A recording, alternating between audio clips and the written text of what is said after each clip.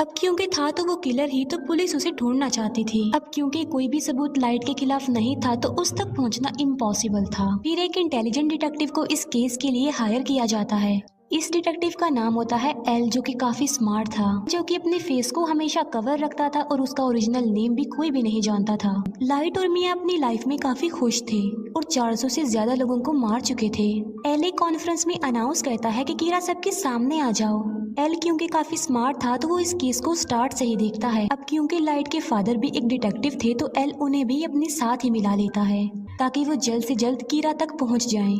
Light और मिया काफी worried हो जाते हैं क्योंकि उन्होंने कभी ये नहीं सोचा था कि उन्हें पकड़ने की साजिश भी की जाएगी, क्योंकि अभी तक तो वो मजे में थे। लेकिन एल की एंट्री ने उनकी टेंशन को बढ़ा दिया। लाइट अपने फादर से पूछता है कि अगर कीरा को पकड़ लिया तो उसके साथ क्या किया जाएगा। लाइट के फादर कहते हैं कि आधे लोग कहेंगे कि कीरा को फांसी की सजा होनी चाहिए, जबकि आधे लोग कहेंगे कि आखिर इसने ये सब कुछ कैसे किया, इस बात पर रिसर्च की जाए। ये सुनकर लाइट की टेंशन और ज्यादा बढ़ जाती है। फिर ये सारी बात वो मिया को भी बताता है और उसे कहता है कि अब हमें ये सब कुछ स्टॉप कर देना चाहिए, क्योंकि एल के शक के दायरे में बहुत सारे लोग थे जिनमें लाइट भी शामिल था, क्योंकि वो अपने फादर के डाटा को इजीली एक्सेस कर सकता था। इसीलिए एल एक एजेंट को लाइट के पीछे लगा देता है ताकि वो लाइट की एक्टिविटीज पर नजर रख सके। जब लाइट को इस बात का रियलाइज होता है तो वो खुद को नॉर्मल रखता है। बुक में लाइट का इंटरेस्ट कम होता देखकर मिया को बुरा लग जाता है, क्योंकि ये सब करके मिया काफी इंजॉय कर रही थी। लाइट और मिया के लिए उनके रास्ते का पत्थर एल बन गया था, लेकिन वो चाह कर भी एल को नहीं मार सकते थे, क्योंकि ना तो वो लोग उसका ओरिजिनल नेम जानते थे और ना ही उन्होंने कभी उसकी शक्ल देखी थी, जो कि बुक का रूल भी था। लाइट और मिया इस बात पर डिस्कस कर रहे होते हैं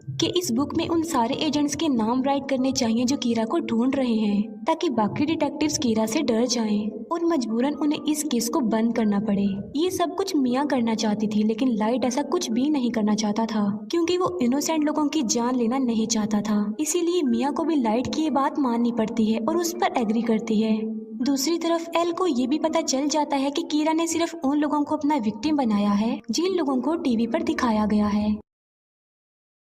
ओ भैया पन्ना है